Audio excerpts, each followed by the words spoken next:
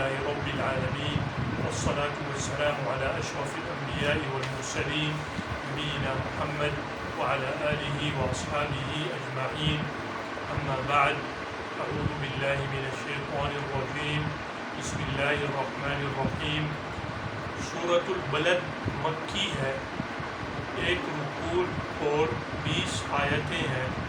قرآن کریم کی موجودہ ترتیب میں 90 نمبر اس کا ہے اور نزول کے اعتبار سے 35 نمبر پر یہ نازل ہوئی۔ تو پہلی آیت میں اللہ تعالیٰ نے فرمایا لا اقسم بهذا البلد، قسم ہے مجھے اس شہر کی۔ اس شہر سے مراد مکہ مکرمہ ہے اور یہ جو لا ہے یہ زائدہ ہے۔ وَأَنْتَ حِلٌّ بِهَذَا الْبَلَدِ، اور حال یہ ہے کہ آپ اس شہر میں مقیم ہیں۔ وَأَنْتَ حِلٌّ یعنی آپ صلی اللہ علیہ وسلم اس شہر میں یعنی مکہ مکرمہ میں مقیم ہے۔ حِلٌّ بمعنی نازل وغانم کے آتا ہے کہ آپ کو یہ ایک بشارت بھی ہے کہ اگر آپ کی ہجرت ہوئی اور پھر آپ کو اللہ تعالیٰ دوبارہ اس شہر مکہ میں فاتح کے طور پر آپ کو اللہ تعالیٰ داخل کریں گے، اور وہی ہوا کہ آپ صلی اللہ علیہ وسلم نے ہجرت فرمائی مکہ مکرمہ سے مدینہ منورہ، اور پھر ایک وقت یہ آیا کہ اللہ تعالیٰ نے آپ کو فتح مبین سے نوازا اور آپ مکہ مکرمہ میں فاتح بن کر داخل ہوئے۔ تو فرمایا وَأَنْتَ حِلٌّ بِهَذَا الْبَلَدِ، اور حال یہ ہے کہ آپ مقیم ہیں اس شہر میں یعنی مکہ مکرمہ میں۔ وَوَالِدٍ وَمَا وَلَدَ، اور قسم ہے والد کی اور بیٹے کی۔ والد سے مراد بعض علماء نے حضرت آدم علیہ السلام لیا ہے، حضرت آدم علیہ السلام، اور ولد سے مراد ومن ولد، اور جو ان کی اولاد ہے۔ تو عام ہے، یہ قسم ہے والد کی اور اولاد کی۔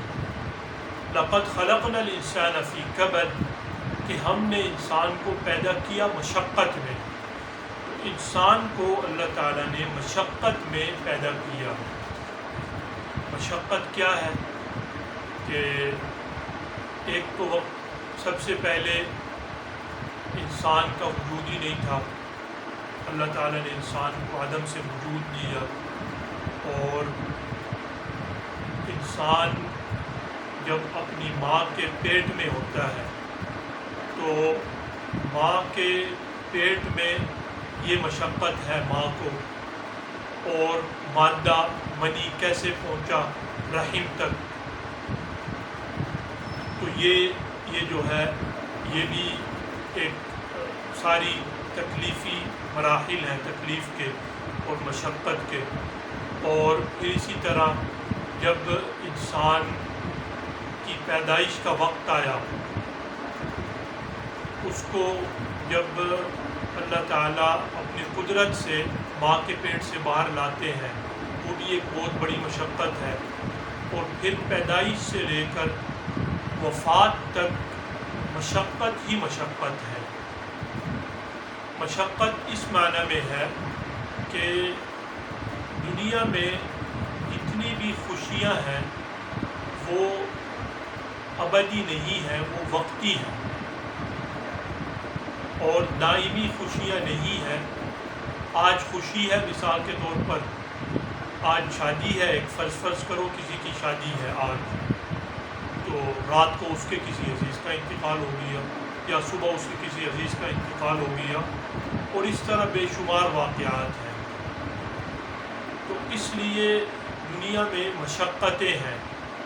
وہ بچہ جب پیدا ہوا، جب وہ دنیا میں آتا ہے تو سب سے پہلے روتا ہے۔ یہ علامت ہے کہ یہ آگے جو زندگی ہے اس میں مشقتیں ہیں، اور مشقت میں اس لیے اللہ نے پیدا کیا، مشقت انسان کے لیے ہے اللہ کو پیدا کرنے میں مشقت نہیں ہے۔ اس میں تعلیم یہ ہے کہ انسان جتنی زیادہ محنت کرے گا اتنا زیادہ اس کا اللہ تعالیٰ کے ساتھ تعلق ہوگا، دین میں محنت کرے گا اور آپ صلی اللہ علیہ وسلم کی تعلیمات پر عمل کرے گا تو اس کے لیے ہر لمحہ جنت ہے اور چین ہے۔ تو تین طرح کے لوگ ہیں دنیا میں۔ ایک تو یہ ہے کہ جو اپنی زندگی کو سنت کے مطابق گزارتے ہیں، ہر لمحے کو سنت کے مطابق گزارتے ہیں اور اللہ تعالیٰ کی رضا کے مطابق گزارتے ہیں۔ ایک یہ۔ دوسرے قسم کے لوگ یہ ہیں جو بالکل کافر ہیں، جو اللہ کو مانتے نہیں، آخرت پر ایمان اور یقین نہیں رکھتے، تو یہ کافر ہیں۔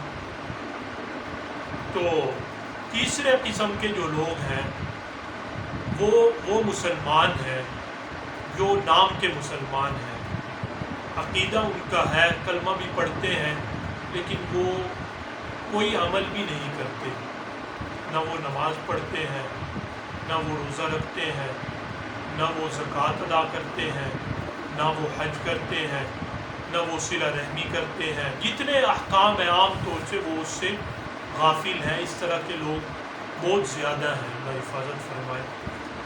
تو دیکھو، پہلے قسم کے جو لوگ ہیں جو اللہ تعالیٰ کی رضا کے مطابق زندگی گزارتے ہیں، مشقت تو وہ بھی کرتے ہیں، یعنی نماز پڑھنا، ظاہر ہے کہ نماز سردی ہو یا گرمی ہو نماز تو پڑھنی ہے، گھر سے نکلنا ہے، وضو کرنا ہے، اسی طرح دنیا میں کام کے لیے گھر سے نکلنا ہے، کوئی کسی آفس میں کسی کمپنی میں ملازمت کرتا ہے، کوئی ٹیچر ہے اور کوئی کھیتی باڑی کرتا ہے اور کوئی وزیر ہے، کوئی صدر ہے۔ تو جتنے لوگ ہیں، جتنا بڑا منصب ہو جائے انسان کا، تو ہر حال میں اس کو کام تو کرنا ہے۔ تو اب اگر یہ کام اللہ تعالیٰ کی رضا کے مطابق کرے گا، اس کے لیے راحت ہی راحت ہے اور چین ہی چین ہے۔ اور ایک دوسری قسم کے جو لوگ ہیں جو بالکل کافر ہیں، مشقت تو وہ بھی کرتے ہیں، دنیا میں محنت کرتے ہیں، کاروبار کرتے ہیں، سارے کام کرتے ہیں، تو اب ان کے لیے دنیا بھی مشکلات اور آخرت میں بھی مشکلات، جہنم کی صورت میں جو عذاب ہوگا ان کو، وہ ہمیشہ کا عذاب ہوگا۔ اور تیسری قسم ہے وہ لوگ ہیں جو مسلمان نام کے ہیں، جو چور اور ڈاکو اور زانی اور شرابی اس طرح کے لوگ ہوتے ہیں، اور صرف وہ کلمہ پڑھتے ہیں اور ان کا عقیدہ بہت کمزور ہے، آخرت کو وہ مانتے تو ہیں لیکن عملاً وہ بھی کافر ہے۔ کیا مطلب ہوا اس کا؟ کہ وہ جو کام ہے، احکام ہیں مسلمانوں کو جن پر لازمی جو مسلمانوں کو کرنے چاہیے، وہ ان پر عمل نہیں کرتے، نماز نہیں پڑھتے جیسے میں نے عرض کیا، روزہ نہیں رکھتے، صلہ رحمی نہیں کرتے، زکوٰۃ ادا نہیں کرتے، حج فرض ہے حج نہیں ادا کرتے، ٹھیک ہے نا، یہ ساری باتیں ہیں۔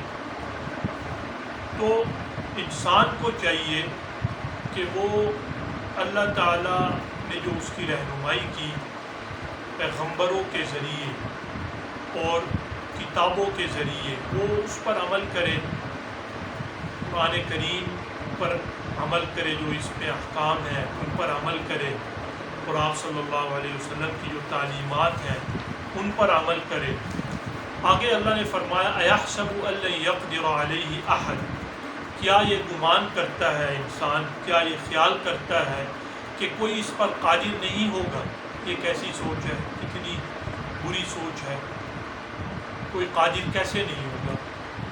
اس کو تو اللہ نے پیدا کیا، اور پیدا اس کو اللہ نے کیا تو ظاہر ہے اللہ تعالیٰ اس پر قدرت رکھتے ہیں، اور اتنا انسان کمزور ہے کہ اگر ایک چیونٹی اس کے سمجھ لو قمیص میں داخل ہو جائے یا کوئی ایک کیڑا اس کی قمیص میں داخل ہو جائے تو یہ بے چین اور پریشان ہو جاتا ہے۔ اور یہ جو لوگ یہ خیال کرتے ہیں کہ گمان ان کا یہ ہے کہ ہم پر کوئی قادر نہیں ہوگا، تو یہ ایک بہت ہی بری سوچ ہے اور برا خیال ہے، اس سے بچنا چاہیے۔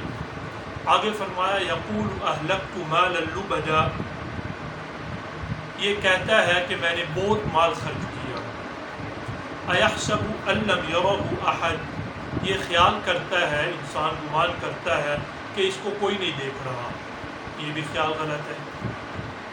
آگے فرمایا الم نجعل لہ عینین، کیا ہم نے نہیں دی انسان کو دو آنکھیں؟ اللہ تعالیٰ فرما رہے ہیں ولسانا وشفتین، اور زبان اور دو ہونٹ، وہدیناہ النجدین، اور انسان کی رہنمائی کی دونوں راستوں کی طرف، ایمان اور کفر دونوں راستے بتا دیے، ہدایت اور گمراہی، اخلاص اور نفاق دونوں راستے اللہ تعالیٰ نے بتا دیے۔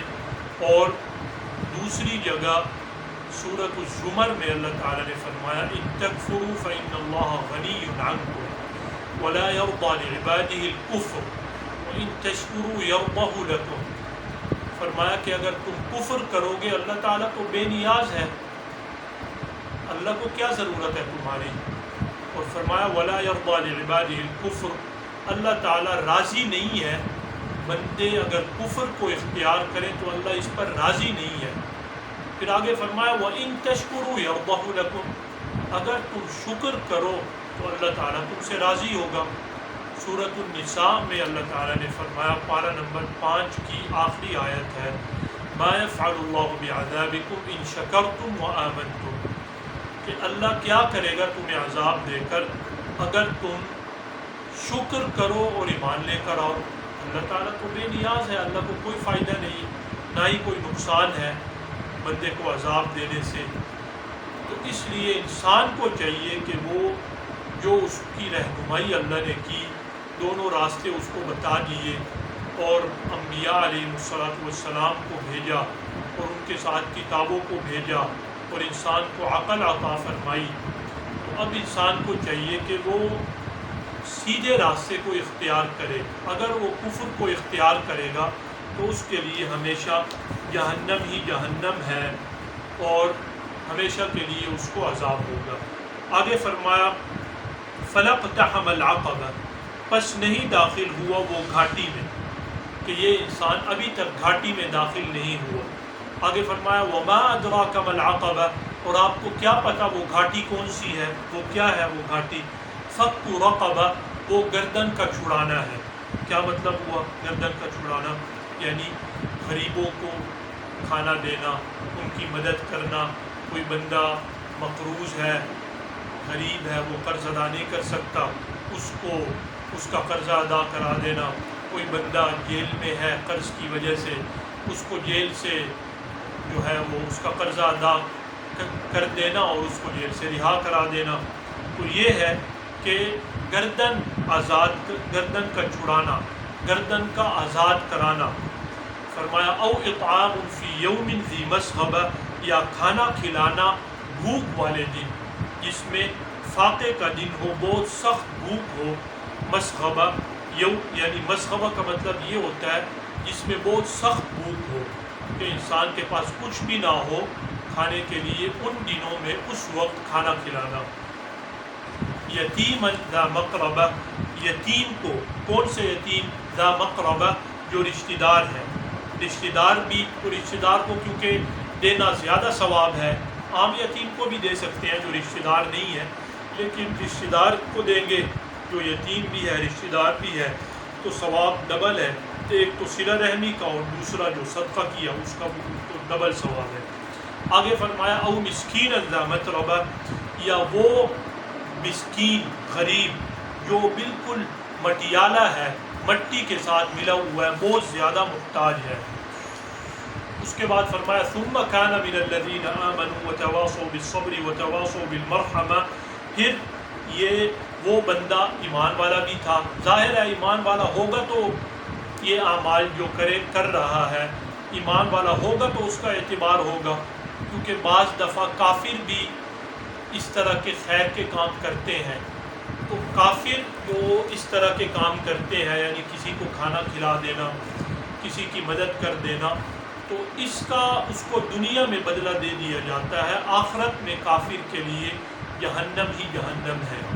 ایمان والا جب یہ کام کرے گا تو فرمایا وتواصوا بالصبر، اور صبر کی ایک دوسرے کو وصیت کرتے رہے، نصیحت کرتے رہے، وتواصوا بالمرحمہ، اور ایک دوسرے کو برداشت کرنے کی، اور وتواصوا بالصبر، ایک دوسرے کو صبر کرنے کی اور رحم کرنے کی، مہربانی کرنے کی وصیت کرتے رہے۔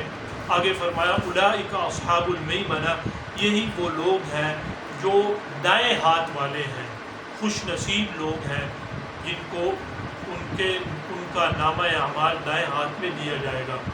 آگے فرمایا والذین کفروا بآیاتنا هم اصحاب المشأمہ، اور جن لوگوں نے کفر کیا ہماری آیتوں کا، اللہ کی آیتوں کو جھٹلایا، وہ بائیں ہاتھ والے ہیں، وہ بد نصیب ہیں، بدبخت ہیں، اور کیونکہ انہوں نے خود ہی اس کو اختیار کیا، اپنے اختیار سے کفر کے راستے کو اختیار کیا۔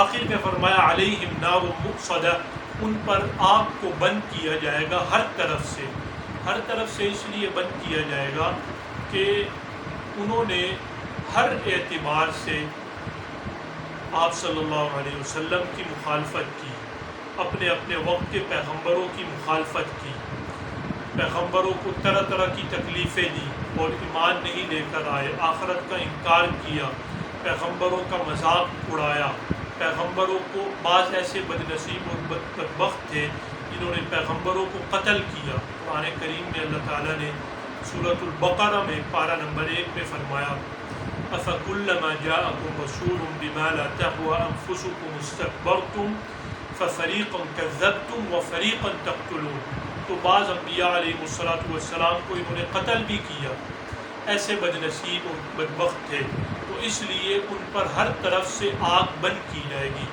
اللہ تعالیٰ ہر مسلمان، ہر مؤمن کی جہنم سے حفاظت فرمائے اور ہمیں دین اسلام پر استقامت نصیب فرمائے اور کفر سے ہمیشہ کے لیے ہماری حفاظت فرمائے، اور ہم سب کا اور ہمارے والدین کا، تمام مسلمانوں کا اپنے اپنے وقت پہ کامل ایمان پہ خاتمہ فرمائے۔ وآخر دعوانا ان الحمد للہ رب العالمین۔